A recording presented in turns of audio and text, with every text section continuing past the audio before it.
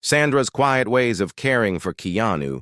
The night was colder than usual in Los Angeles, and the city lights blurred softly against the mist.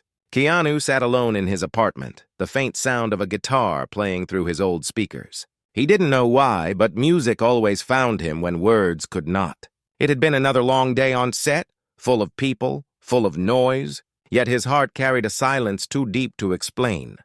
The world saw Keanu Reeves as a man of calm strength, a symbol of humility and grace in Hollywood's restless storm. But behind that quiet smile lived a man who carried too much, a man who had learned to hide pain behind kindness. That night, when his phone vibrated softly, he almost didn't answer. But when he saw the name, Sandra, he picked up. Her voice was calm, gentle, and filled with the warmth that could light up even the darkest corners of his world. "You didn't come to dinner," she said softly. "I made that soup you liked." Keanu smiled faintly. "I wasn't in the mood to eat much tonight." There was silence on the other end. But Sandra Bullock was not the kind to fill silence with unnecessary words. She had known Keanu long enough to understand that sometimes silence spoke louder than comfort. Still, there was something in her tone that made him sit straighter. "You've been distant lately," she said, her voice careful. "Are you okay?" He didn't lie. He never could. "Not really," he said quietly. "But I will be." She didn't press him. Instead, she whispered, "You always say that, but you don't have to go through everything alone." Her words lingered like a soft echo. Keanu didn't know why they hit him harder this time. Maybe because deep down he was tired of being strong all the time, tired of pretending that peace came easy to him. That night, Sandra showed up without asking. She brought that same soup, a small smile, and her familiar calm. She didn't ask questions or try to cheer him up. She simply sat beside him on the couch, watching the quiet city beyond the glass walls. "You know what's strange?" she said after a while. "People think we only act together on screen. But sometimes life writes its own movie, doesn't it?" He smiled faintly. "And sometimes it's not the happiest movie." "Maybe not," she replied softly. "But that doesn't mean it's not beautiful." It was strange how easily she could disarm him. Her kindness didn't demand attention. It simply existed, like air, always there, quietly keeping you alive. She looked around his apartment, noticing the half-written notes on his desk, the worn leather chair, the framed photo of his late sister. She didn't say anything about them, but Keanu saw the way her eyes softened. After a long pause, she whispered, "You keep her close." He nodded. "She never really left," Sandra smiled. "People like that never do." Her presence filled the room with something that felt like healing. And for the first time in weeks, Keanu felt his heart breathe again. They didn't talk much that night. Sometimes she read quietly from a book while he strummed a few chords on his guitar. Sometimes they just sat in silence, lost in the comfort of being understood without having to explain. But what neither of them knew was that this simple evening would become the beginning of something neither could name, a ado, quiet care that would grow deeper, a bond that would be tested by life in ways neither expected. Weeks passed, and Keanu returned to filming. His days were long, filled with action scenes and interviews, but there was always that one moment in the day when he found a message from Sandra. Sometimes it was just a line from a poem, sometimes a picture of the sky. Once, she sent a message that said, "Remember, kindness is not weakness. It's the strongest thing you can carry." He didn't reply immediately, but when he did, he wrote, "You remind me of that every day. And yet, even as life moved forward, something unexpected began to change." Sandra started appearing quieter on set. She laughed less, stayed back after shoots, and there were moments when Keanu caught her looking away with a distant expression. It wasn't sadness, exactly. It was something deeper, something she didn't want to talk about. One evening, after filming, Keanu found her sitting alone near the back lot, her coffee untouched. He sat beside her, the golden light of the setting sun wrapping them in a silent glow. "You've been off lately," he said softly. "What's going on?" She hesitated. For a moment, he thought she wouldn't answer. Then she sighed. "My mother's not doing well," she said. "I didn't tell anyone. I didn't want people to treat me differently." Keanu looked at her, his eyes softening. "You should have told me. Why? She smiled faintly. What could you have done? He paused, maybe nothing. But sometimes having someone who just listens helps. She looked at him then. Really looked at him. The quiet sincerity in his face, the gentleness in his voice.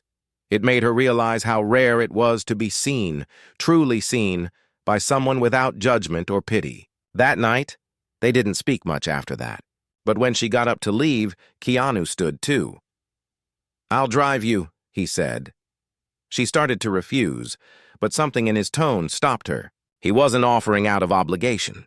He was offering because that's who he was, a man who cared even when no one was watching. As they drove through the quiet streets, Sandra rested her head lightly against the window, lost in thought. Keanu glanced at her now and then, his heart heavier than he expected. She had always been the one to look after others. Now she was the one holding silent pain. When he dropped her off, she said softly, "You know, I've always been proud of how kind you are." Keanu smiled gently. "And I've always admired how strong you are." Neither said what they truly felt, but both carried it in silence. That night, as Sandra stood at her doorway watching him drive away, she whispered under her breath, "Thank you for not asking too much." Days turned into weeks, and life continued its rhythm. But one morning, when Keanu arrived on set, Sandra wasn't there. At first he thought it was just scheduling. Then he overheard someone mention her mother's condition worsening. Without hesitation, he left during his break, got into his car, and drove to the hospital. When he walked into the quiet hallway, he found Sandra sitting by her mother's bedside, her eyes red but her posture calm. He didn't say anything. He just walked over, placed a small thermos of coffee on the table beside her, and sat down next to her. She didn't ask how he found her. She didn't need to. She simply said, "You always know when to show up." He looked at her, and his voice was barely above a whisper. "Sometimes caring means being there without a reason." She smiled weakly, tears glistening in her eyes. "Then I guess we both care too much." Her mother passed away quietly a few days later, surrounded by love. And through it all, Keanu stayed close, not with words, but with presence. He arranged small details without being asked, kept the media away, and made sure Sandra never had to walk alone through a crowd. After the funeral, when everyone had left, Sandra sat on a bench outside the small chapel. Keanu sat beside her, the evening sky burning orange above them. "Do you ever get used to loss?" she asked softly. He took a deep breath. "You never do," he said. "You just learn to carry it differently." She nodded, her voice breaking. "It hurts in ways I can't explain." "It always will," he said gently. "But one day, it will hurt less." She turned to him, tears in her eyes. "How did you do it, Keanu? How did you keep living after losing so much?" He looked away, his eyes distant. "Because people like you remind me that life still has gentle places." There was silence again, but this time, it felt sacred. As the sun dipped below the horizon, Sandra reached out and held his hand. No words, no explanations, just two souls who understood pain and kindness in equal measure. And for the first time since her loss, she didn't feel alone, but as life would have it, neither of them knew that their friendship, born of quiet care, was about to face something much harder, something that would test the limits of how far they would go to protect one another. The distance between them. The weeks after the funeral felt longer than Sandra could understand. Everything around her looked the same, but nothing felt familiar anymore. She went back to work, smiled for cameras, signed scripts, and pretended to be fine. Yet beneath all of it, her heart moved slowly, as if it carried a weight no one else could see. Keanu knew that kind of silence too well. He had lived inside it once, the kind that people mistake for peace, but is really just exhaustion. He didn't call her every day because he knew grief doesn't like noise. But every few days, he left a small message, sometimes a quote, sometimes just a picture of the sunset with no words. Sandra never replied, but she never deleted them either. They stayed there, unread but seen, like quiet reminders that someone still cared. One evening, as the sky turned gold, she finally called him back. Her voice was steady but softer than usual. "I went to Mom's garden today," she said. The flowers are still blooming, Keanu smiled faintly. She would like that. She would, Sandra said. I think she'd also like that you've been checking on me. I wasn't checking, he said quietly. I was just making sure you didn't feel alone. She paused. It's the same thing, Keanu. They both laughed gently, that kind of small laugh that hides something real beneath it. But before hanging up, she whispered something he didn't expect. You're the only person who didn't try to fix me. He sat there after the call, thinking about that line. It stayed with him, because deep down he knew what she meant. Sometimes caring isn't about solving pain. It's about holding space for it. A few months later, they were cast together again, this time in a smaller film. Something quiet, something emotional, a story about two people finding peace after loss. It felt almost too real. The first day on set, Sandra looked radiant but different. She smiled, but it didn't reach her eyes the same way. Still, when she saw Keanu walking toward her with his familiar calmness, something inside her relaxed. You look good, she said, handing him a cup of coffee. You look stronger, he replied. Strong is a disguise, she said lightly, but he heard the truth behind her words. The director greeted them warmly, praising their chemistry. People always talked about it as if it was magic, but neither of them thought of it that way. For them, it was simple. They understood each other's silences. When they acted together, it wasn't performance. It was memory. As filming went on, Keanu began noticing small things. Sandra stayed longer after scenes, often staring at the script like she was searching for something unspoken. Sometimes she laughed suddenly, sometimes she went quiet mid-conversation. He knew grief could do that, but something about her quiet changes worried him. One night, after a late shoot, he found her sitting alone by the empty stage. The crew had gone and the lights were dim, throwing long shadows across the floor. She didn't hear him approach until he sat beside her. You okay? He asked softly. She looked at him for a long moment before answering. You ever feel like you're pretending to heal just so people stop worrying? He nodded slowly. Every day once, she asked. For years, he said quietly. That made her smile faintly. Then you get it. Too well, he said. But pretending is part of healing, too. It buys you time until the heart catches up. She turned her face toward him, the dim light glinting in her eyes. You always know what to say. Only because I've been where you are, he whispered. There was something in his tone, something so real it made her chest tighten.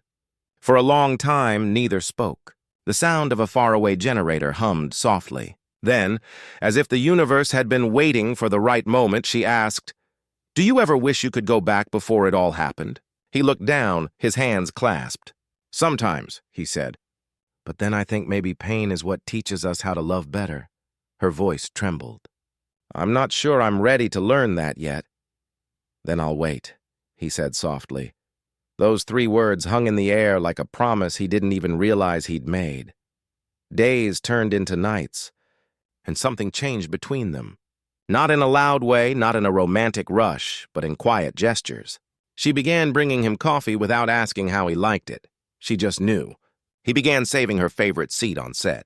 Sometimes they didn't talk at all, but their presence was enough to fill the space with warmth. One day, while they were filming an emotional scene, Sandra broke down unexpectedly. The scene was supposed to end with her smiling, but when the camera rolled, real tears came instead. She tried to continue, but her voice cracked and she turned away. The crew froze, unsure what to do.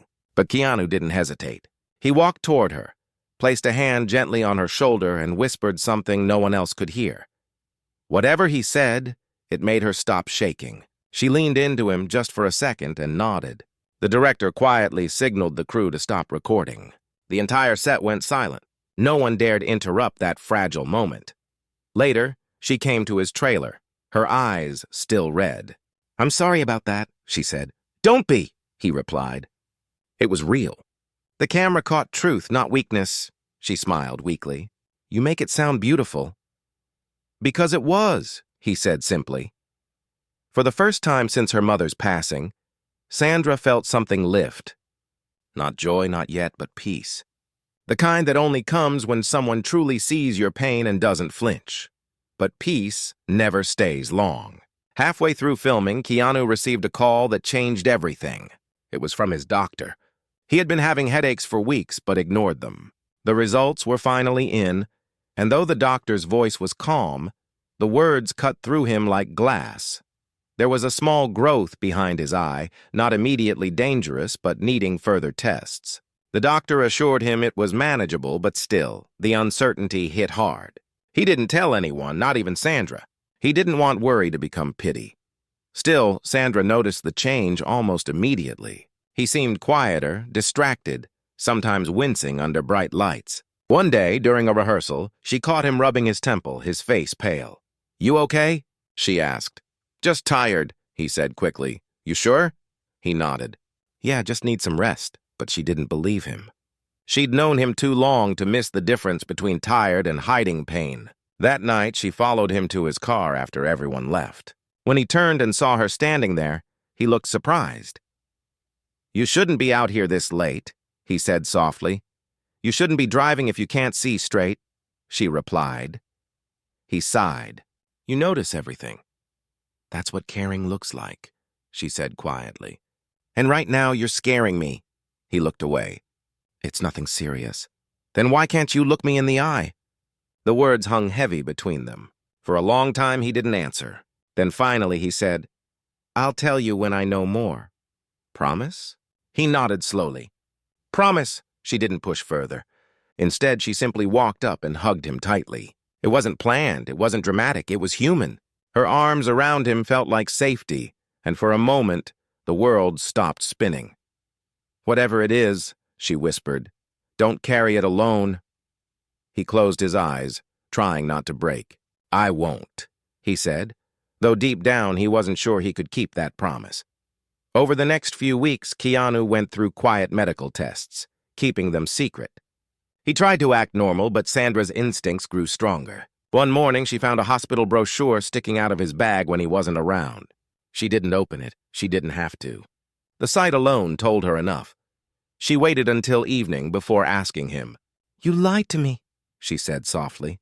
Keanu looked up from his chair. "About what?" "About being okay," he exhaled slowly. "It's not what you think." "Then tell me what it is," she said, her voice trembling. He hesitated for a long time, then said quietly, "The doctors found something." "It's small." "They think it can be treated." Sandra froze. "What kind of something?" "A tumor," he said softly. "Behind my eye," her breath caught. She stepped closer, her hands shaking. "How long have you known?" "A few weeks. And you didn't tell me?" "I didn't want to worry you," he said. "Keanu," she whispered, her voice breaking. "You're the one who tells everyone not to face things alone. Why can't you listen to your own words?" He looked at her, guilt in his eyes. "Because I'm still learning how to let people help me." She stared at him for a long time, tears welling. "Then start now," she said. "Start with me." He wanted to argue, but the look in her eyes stopped him. It wasn't pity. It was love. The kind of love that comes from understanding, not from romance. A love that says you're safe here. From that day on, Sandra became his quiet guardian. She showed up at appointments, made him laugh during scans, and refused to let him sink into fear. Every time he tried to act brave, she would roll her eyes and say, "Stop performing. This isn't a movie." Sometimes they sat in hospital waiting rooms talking about old memories. Once she told him, "You've always been there for me. Let me return the favor." He smiled faintly.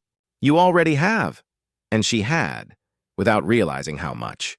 But just as life seemed to steady, something unexpected happened again. One evening, when Keanu was finally told that the tumor wasn't malignant, that it could be removed safely, relief flooded both of them. They celebrated quietly at her house, eating takeout and laughing like they hadn't in months. Then, as she leaned back in her chair, Sandra said, "See, maybe the universe still believes in mercy." "Maybe," Keanu said. "Or maybe it just sends people like you when it knows we're breaking." The room fell silent, the air heavy with something unspoken. She looked at him for a long moment, her eyes glistening. But before she could say anything, his phone buzzed. The expression on his face changed instantly. He read the message. went pale and stood up abruptly. "What happened?" she asked. He looked at her, his voice tight. "It's my sister." She collapsed. The light in the room dimmed as her heart sank. She stood too, placing a trembling hand on his arm. "Go," she whispered. "Go now." And just like that, their fragile calm shattered once again. When the silence broke, the call came just before midnight, and the city outside was asleep. Keanu drove faster than he had in years, his hands tight around the steering wheel, the road lights flashing across his face like fragments of time. The doctor's words echoed in his mind, broken by static and fear. She collapsed. Emergency ward. Stable for now, but unconscious. He didn't even realize Sandra had followed him until she appeared at the hospital entrance, wearing a hoodie and no makeup, her hair tied loosely. She didn't say anything. She just walked beside him as he pushed open the glass doors. The nurse looked up when she saw him. "Mr. Reeves, she's in room 7. The doctor will speak with you shortly." Keanu nodded, his throat dry. When he stepped into the room, the world went still. His sister lay there, pale and motionless, a faint beep marking time beside her bed. He stood frozen, unable to move closer. Sandra touched his arm gently. "Go on," she whispered. "She'll know you're here." He walked to her bedside slowly and took her hand. It was cold but familiar, the same hand that had held his when he was a boy, the same one that had wiped his tears when their mother passed. "Hey," he whispered. "It's me." For a moment, nothing moved. Then he felt the smallest twitch of her fingers. It was barely there, but enough to make him hold tighter. Sandra stood quietly in the corner, her eyes glistening. She didn't interrupt. She didn't need to. The doctor came in after a while, his tone calm but serious. "She suffered a seizure," he explained. "We're still running tests to see why. Her condition is stable, but she'll need close observation." Keanu nodded numbly, absorbing every word but feeling none of them. The doctor left and silence returned. He sank into the chair beside the bed, his hands covering his face. Sandra stepped closer. "You should rest," she said softly. "I can't," he murmured. "Then at least eat something." He looked up, exhausted. "How can I think about food right now?" "Because you can't help her if you collapse too," she said gently. He didn't argue. He never could when she spoke that way, firm, kind, and honest. She went out, returned with 2 cups of coffee and a sandwich, and sat beside him on the floor. They ate in silence, watching the city lights flicker through the hospital window. Hours passed like slow rain. At one point, Keanu whispered, "She was fine this morning. She even texted me." "Sometimes life doesn't give warnings," Sandra said quietly. "It just reminds us how fragile everything is." He looked at her then, his voice breaking. "I can't lose her too." "You won't," she said firmly. "You're not alone this time." He wanted to believe her. And somehow, because it was her saying it, he almost did. For the next few days, Sandra barely left his side. She brought him food, forced him to sleep in shifts, and even spoke with the doctors when he was too tired to think. She made sure no journalists found out, shielding him from the noise that fame always brings in moments like this. It was during one of those long nights that he saw her sitting quietly by his sister's bed, reading aloud from an old book. Her voice was soft, steady, and full of warmth. "She used to love that story," he said from behind her.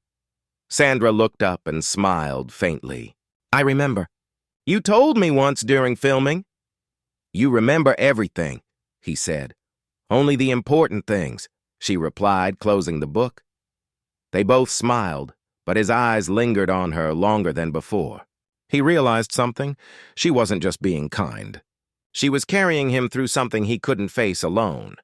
And though he didn't say it, he knew he owed her more than words could express. On the 5th day, his sister finally woke up.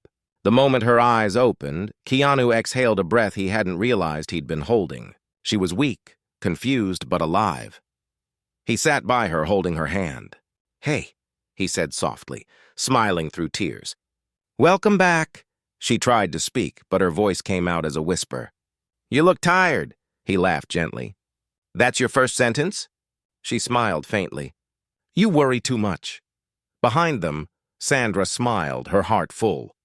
She had watched him break, and now she watched him heal. When the doctor came in later, he explained that the cause had been stress and exhaustion. Nothing permanently damaging, but a serious warning. She would need rest, good care, and less emotional strain. Keanu nodded, grateful beyond words. And for the first time in days, he stepped outside, breathing in the cool evening air. Sandra followed him. They stood in silence for a while before he turned to her. "I don't know what I'd have done without you," he said quietly. She smiled. "You would have managed." "No," he said. "Not this time." There was a pause, heavy with unspoken truth. The street light cast a golden glow across her face, and in that moment, he saw something, her strength, her patience, her quiet care, and it humbled him. "You always show up when it matters most," he said. "Someone has to," she replied softly. "You've spent your whole life being everyone's strength. Maybe it's time someone was yours." His throat tightened. He looked away, afraid she'd see too much in his eyes. "Thank you," he whispered. She nodded, but her voice trembled slightly when she said, "You don't have to thank me, Keanu. Just promise me you'll let people love you once in a while." He didn't answer. Not because he didn't want to, but because he didn't know how. A week later, his sister was discharged. Sandra helped them settle her into his home, arranging flowers, adjusting pillows, making small jokes to lighten the air. His sister adored her, teasing Keanu that Sandra was the only person who could make him smile without effort. As the days went by, things slowly returned to normal, or at least something like it. Sandra visited often, always bringing warmth with her, but somewhere beneath the comfort, there was something unsaid between them, a quiet distance that neither dared to name. One evening, after everyone had gone to bed, Keanu found Sandra in the kitchen making tea. She looked peaceful under the soft light, stirring sugar absent-mindedly. "You should rest," he said. She smiled without turning. "I could say the same to you." He leaned against the counter, watching her. "You know you've done too much for me lately." "And you hate that," she teased gently. He chuckled softly. "Maybe a little. I'm not used to people taking care of me." "Then you're long overdue," she said. He looked at her for a moment, the air between them heavy with things unsaid. "Why do you do it, Sandra?" She paused, her eyes meeting his. "Because I know what it feels like to be broken and have no one notice." He swallowed hard. "You think I'm broken?" "No," she said quietly. "I think you hide too well." He didn't know what to say to that. Her words were soft, but they hit deep. She smiled, handing him the cup of tea. "Drink it before it gets cold." They stood in silence, sipping tea, the faint hum of the refrigerator filling the air. It should have felt ordinary, but it didn't. Something in that stillness carried a kind of intimacy that was deeper than love, something built on understanding, on shared pain and quiet trust, and yet neither of them dared cross that line, because they both knew some bonds are too pure to define.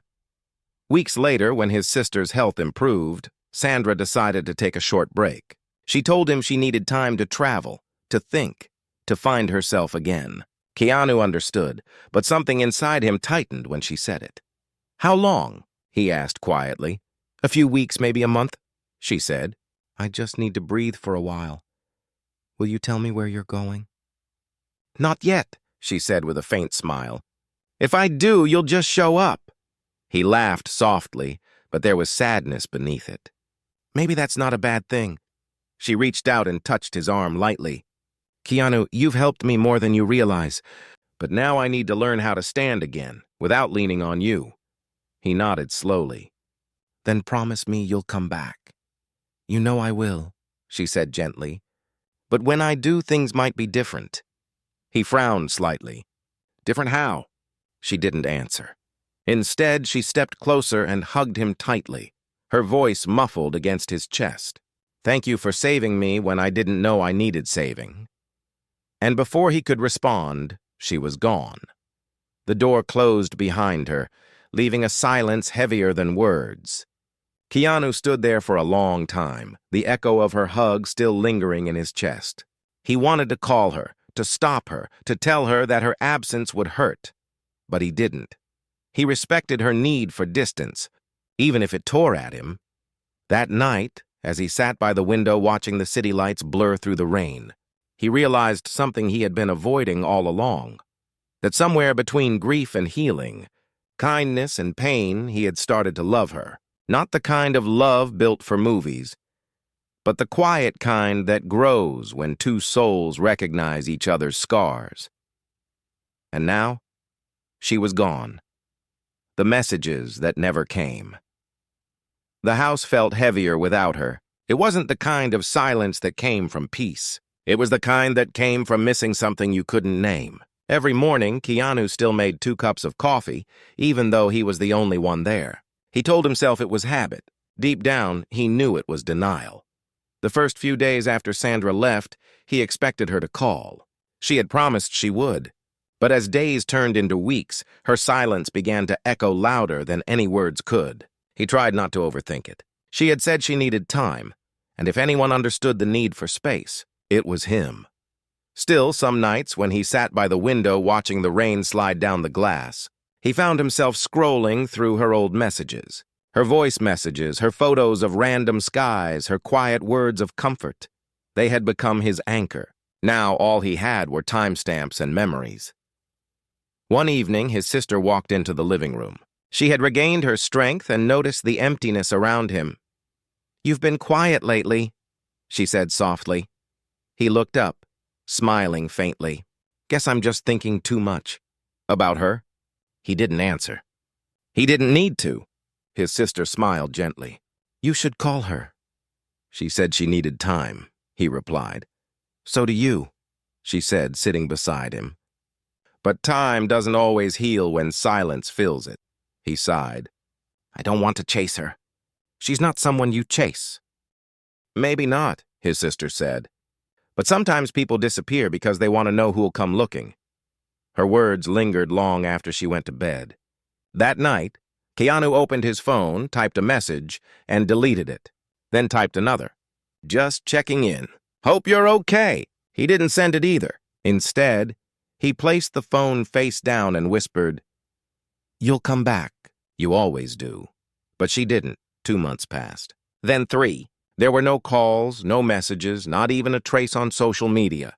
It wasn't like her. Sandra wasn't the kind to vanish. Even during her toughest times, she had always reached out, even with a single word. Now there was nothing. Rumors began to spread quietly through Hollywood. Whispers of Sandra leaving a project, of her agent unable to contact her, of her stepping away from the industry entirely. Keanu ignored them at first, but as the whispers grew louder, a quiet panic began to settle in his chest. One evening, he finally called her old assistant. The woman's voice trembled slightly on the phone. "She told me she was going away for a while," the assistant said, "somewhere peaceful. But she didn't tell me where. Did she seem okay?" Keanu asked. There was a pause. "She seemed tired," the woman said softly. Not sad exactly, but like she was hiding something she couldn't talk about. His heart tightened. "Did she mention anything?" "Anyone? No," she said. "Just that she needed to be alone." After the call, Keanu sat in silence for a long time. Then he packed a small bag and left his house without telling anyone.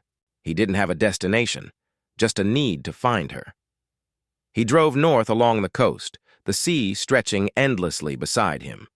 The air was sharp, the sky painted in fading gold. He stopped at small towns along the way, places he remembered Sandra once talked about visiting. Little coastal cafes, quiet inns, art shops. He asked around, showed a photo, always met with polite headshakes. By the 3rd day, exhaustion began to creep in.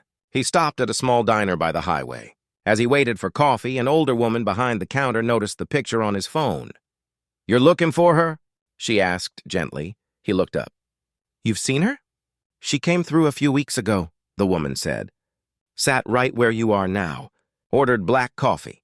She looked lost. "Did she say where she was going?" The woman hesitated.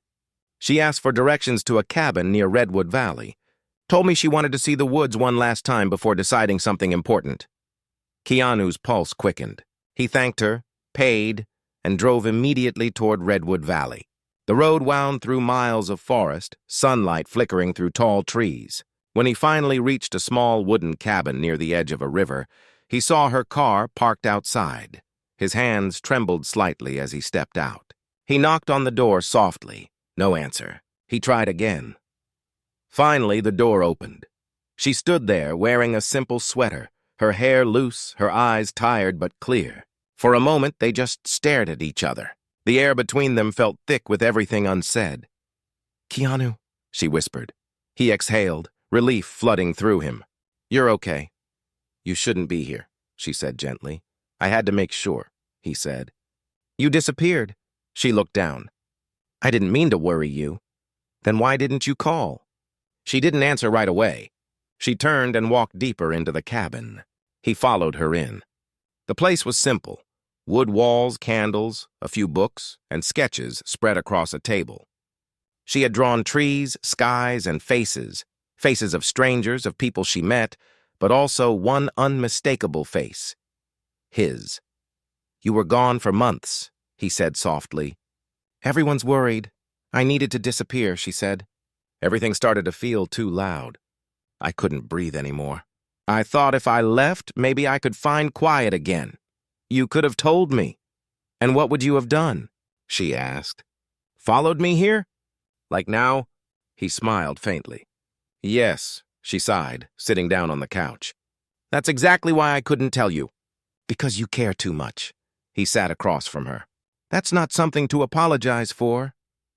"It is when caring becomes a burden," she said softly. "You've been carrying everyone for so long, Keanu. Your sister, your friends, me. I didn't want to be another person you had to save." He shook his head. "You're not someone I save, Sandra. You're someone I need." The words came out before he could stop them. Her eyes widened slightly. "Keanu," she whispered, "don't say things you don't mean." "I mean every word," he said quietly. "You walked into my life when I had forgotten what peace felt like. You've been my calm in every storm. If that's not need, I don't know what is." Her lips trembled. "And what if I told you I'm not the same person anymore?" "Then I'd still care," he said. Tears filled her eyes. She turned away, whispering, "You shouldn't." He reached out, his voice steady but soft. "Whatever happened, you don't have to face it alone." She looked at him then, her eyes filled with something heavy. "I found out something before I left," she said slowly. "Something I didn't know how to tell you." His heartbeat quickened. "What is it?" She hesitated, her hand gripping the edge of the couch. "The tests I did a few months ago, they weren't for my mother's condition." "What do you mean?" Her voice broke. "They were for me." He stared at her, confused. "For you, why?" She swallowed hard. "Because I've been having headaches, dizziness, and fainting spells." I thought it was stress, but it's not. The silence that followed was suffocating. Keanu's voice came out barely above a whisper. "What did the doctors say?" She looked at him, tears streaming down her face. "It's neurological. Not cancer, but it's serious. They said there's a chance it might affect my speech, maybe even my memory." He froze. Every sound in the world disappeared. "You knew," he said quietly. "You knew before you left." She nodded weakly. "I didn't want you to see me like that. Not when you just started healing." He stood, pacing the room, his chest tightening. "You think disappearing helps me heal?" "I thought it would protect you." He turned to her, his voice trembling with emotion. "You don't protect people by leaving them. You protect them by letting them stay." She covered her face, sobbing softly. "I was scared, Keanu. I didn't know how to tell you. I didn't want to be your next loss." He knelt in front of her, taking her hands gently. "You were never my loss," he whispered. "You're the reason I still believe in hope." She looked at him, tears blurring her vision. "And what if I forget you one day?" He smiled sadly, brushing a tear from her cheek. "Then I'll remind you every single day until you remember." She broke down then, and he held her as the rain began to fall outside, soft and endless. The storm outside faded by morning, but inside the cabin, something had changed. The fear between them had turned into a promise, a quiet vow to face whatever came next, together. But as dawn rose over the trees, neither of them noticed the envelope on the table, the one addressed to Keanu in her handwriting, dated 3 weeks before he found her. He wouldn't open it until much later. and when he did, it would change everything again. The rain had stopped, but the world outside still smelled of wet earth and pine. Sunlight filtered weakly through the curtains of the small cabin. Sandra was asleep on the couch, her head resting gently on a pillow, her breathing slow and fragile. Keanu sat near the window, watching her with quiet eyes, his hands wrapped around a cup of untouched coffee. He hadn't slept. The night had been long, filled with fear, relief, and unspoken truth. The revelation of her illness had left a storm in his chest, one that no silence could calm. She had told him the bare truth, but he could feel there was more. Something she had not said. He didn't want to press her. Not yet. Then, as he stood to stretch, something caught his eye. A pale envelope tucked under a book on the wooden table. His name was written across it in her handwriting. His heart skipped. He reached for it slowly, unsure whether he should read it. Part of him wanted to wait, to ask her about it. But another part, the one that had been haunted by her absence, needed to know. He opened it carefully. Inside was a folded letter, written in the familiar loops of her calm, steady script. Dear Keanu, I don't know when you'll read this. Maybe after I've gone somewhere quiet. Maybe after I've already told you everything. Or maybe you'll never find it at all. But if you do, please know this isn't a goodbye. It's just something I needed to say while my mind is still clear. I found out about the condition 2 months ago. They called it degenerative, slow, but unpredictable. I didn't tell anyone because I didn't want to live under pity. I wanted to live under sunlight, laughter, and small moments that still feel real. When I first met you years ago, I thought you were just kind. But later, I realized you were more than that. You carry people's pain like it's your own. You listen with your whole soul. I saw the way you moved through grief without bitterness, and it gave me courage to live better. But Keanu, you've always been the strong one, and that scared me. Because I knew one day you'd try to be strong for me too, and I didn't want that. I didn't want to be another ghost in your life. I thought if I left before things got worse, you'd remember me as light, not as fading. But the truth is, leaving you was the hardest thing I've ever done. Because somewhere along the way, without meaning to, I fell in love with the way you see the world. With your quiet, with your kindness, with the way you make broken things feel whole again. And maybe I shouldn't say that. Maybe it'll make things harder. But I've lived my whole life holding things in. Not this time. If you ever read this, promise me one thing. Don't wait for me to come back. Live, love, play your guitar. Laugh until it hurts. You've already carried enough sorrow for one lifetime. But if our paths ever cross again, and if I still remember your name, just smile at me, and I'll know that somewhere, in another life, we already loved each other once. Always. Sandra, he read the letter twice before he realized he was crying. His hands trembled slightly as he folded it back, his chest aching with every word that lingered in his mind. Maybe I shouldn't say that. But I've lived my whole life holding things in, not this time. Her handwriting blurred through his tears. He wiped his face, breathing slowly, trying to steady himself. She had written those words weeks ago, when she thought she might never see him again. She had carried that fear alone. He looked over at her now, still sleeping peacefully. He wanted to wake her, to tell her he had read it, to tell her that love wasn't something she had to protect him from. But something inside him stopped him. She needed rest, not questions. So instead, he quietly placed the letter back where he found it. The next few days passed gently. He stayed with her, cooking simple meals, helping her walk near the river in the mornings. She laughed again, sometimes faintly, sometimes fully. It wasn't the loud laughter of their old film sets. It was softer, quieter, but more real. One morning, as they sat by the riverbank, she turned to him and said, "You should have gone home by now." He smiled. "And missed the best part of the story?" She rolled her eyes lightly. "You always say things that sound like they belong in a movie." "Because real life needs lines like that," he said softly. She looked at him, a faint sadness crossing her face. "Real life doesn't wait for happy endings." He turned to her. "Then we'll write our own." Her lips curved into a small smile. "You make it sound easy." It's not, he admitted. But neither is giving up. She looked away, the wind brushing her hair across her face. Sometimes, I think you believe too much in hope. And sometimes, he said quietly, I think you've forgotten how to. She said nothing.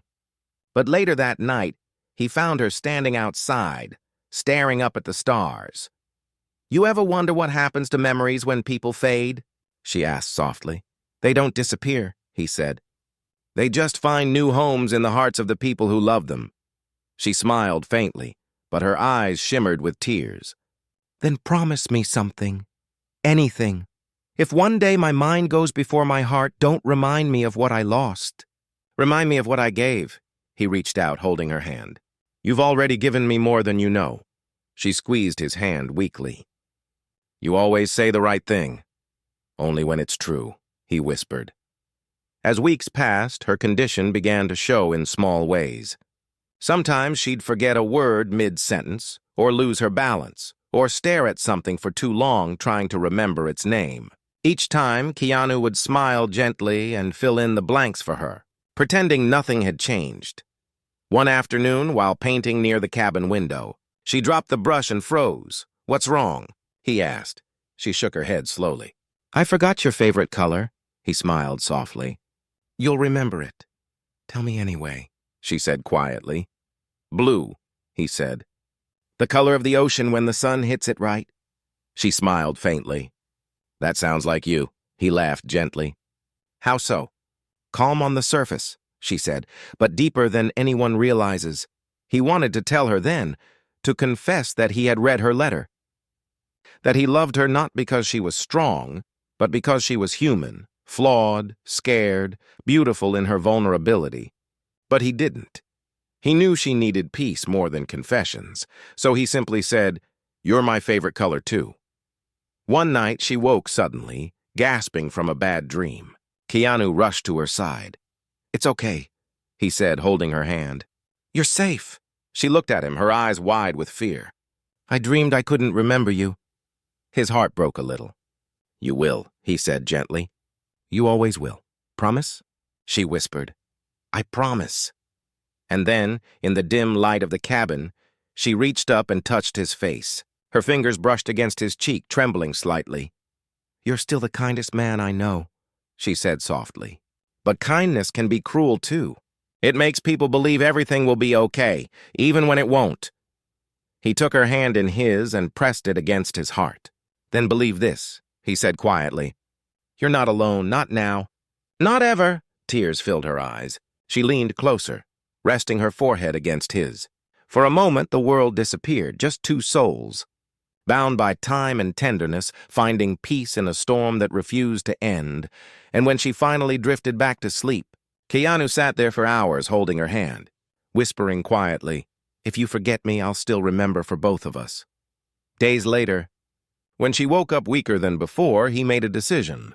He would take her home, to Los Angeles, to the sunlight, to the people who loved her. He would find the best doctors, the best care. But more than that, he wanted her to be surrounded by memories that belonged to both of them.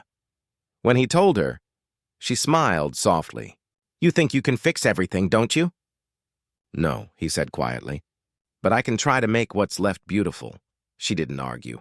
She just nodded, her eyes gentle, and whispered, Then let's go home.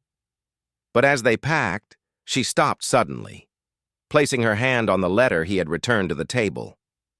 Did you read it? She asked. He froze. Yes, he said finally. I did. She looked up, her voice trembling. Then you know, he nodded. And now you know too. Know what? He smiled faintly, brushing a strand of hair from her face. That I love you too.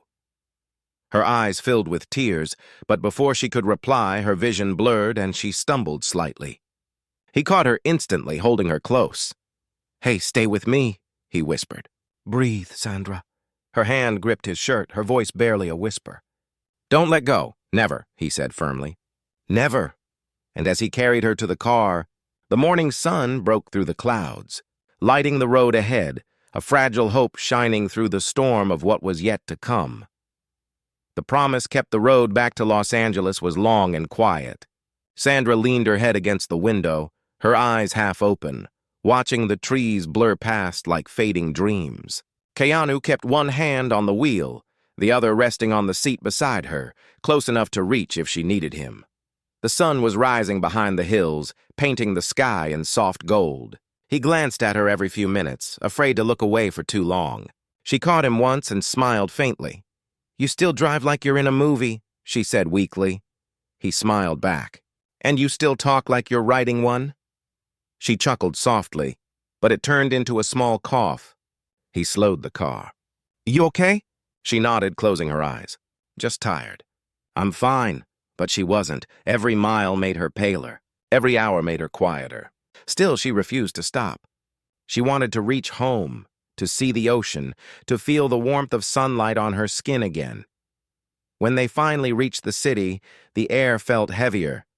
Familiar streets, familiar lights, yet everything seemed different now. Slower, softer, almost sacred. Keanu helped her inside his home, the same place where months ago she had nursed his sister back to health. He set her gently on the couch. She looked around and smiled weakly. "You still haven't changed anything." "Some things don't need to change," he said. She looked up at him. "You're one of those things." He didn't know what to say. He only smiled and sat beside her. The following days passed in slow rhythm. Her condition came and went in waves. Some mornings, she woke up strong and full of life, laughing at his bad cooking, teasing him about his old records. Other mornings, she barely had the strength to speak. He stayed close through it all. He learned how to make her tea the way she liked it, just enough honey, no sugar. He read to her when her hands shook too much to hold a book. Sometimes she'd stop him mid-sentence and say, "I know that line. We used it in that movie." And he'd smile, pretending he hadn't noticed her, forgetting that they had written it together years ago. One night, she asked him to take her to the beach. It was late and the air was cool, but he didn't hesitate. He wrapped her in a blanket and drove to the quiet shore where the city lights faded into darkness. They sat in silence, watching the waves roll in under the silver moon. She leaned against him, her voice soft. "I used to come here when I was young, when I didn't know what life was yet. And now?" he asked. "Now I know it's never about how long we have," she whispered. "It's about who we share it with." He looked at her, his heart heavy. "You've shared yours with the world." She shook her head gently. "Not like this. Not with someone who saw me even when I couldn't see myself." The wind brushed through her hair. He took her hand. "Then you should know. You've given me more peace than fame or success ever could." She smiled faintly. "You really do say things like a poet." "You make it easy," he said quietly. She looked at him for a long moment, her eyes full of tears and light. "Promise me something. Anything. When I start to fade, don't try to bring me back. Just stay. That's all I'll ever need." His voice trembled. "I promise." And under the quiet night sky, they held on to each other as the tide whispered around their feet. The next morning, she woke early, sunlight streaming across her face. He found her sitting on the porch, staring at the sky. "You're up early?" he said gently. She smiled. "I didn't want to miss the sunrise." He sat beside her. "It's still the same sun." "No," she said softly. "Today it looks different." He frowned slightly. "How so?" She looked at him, her voice barely above a whisper. "It looks like goodbye." He froze, his chest tightening. "Don't say that." "It's okay," she said. "You promised to stay." "And you have." Tears filled his eyes, but he didn't let them fall. Instead, he held her hand and said, "We still have time." She smiled faintly. "Time isn't the measure, Keanu. Love is." And then she rested her head on his shoulder, breathing slow and steady. For a moment, he thought she had just fallen asleep. But when he called her name, she didn't answer. He whispered again, gently shaking her hand. "Sandra?" The silence that followed was too still, too quiet. He held her close, feeling the warmth slowly leave her skin. His tears finally came, not as loud cries, but as quiet tremors, falling on her hair like rain. He didn't speak. He just held her, keeping the promise he had made. The funeral was private, small, filled with people who loved her, not her fame. Her sister thanked Keanu quietly, saying, "You gave her peace." He didn't reply. Words felt useless. Weeks passed, then months. He went back to work slowly, but something inside him had changed. He spoke less, but when he did, his words carried more kindness, more understanding. People said he seemed calmer than ever, almost as if he had found something beyond grief. One evening, he went back to the cabin in Redwood Valley. He hadn't been there since that day. Dust covered the shelves, and her paintings were still scattered across the table. He lit a small fire, sat by the window, and took out the letter, the one she had written long before she died. He read it again, this time without tears.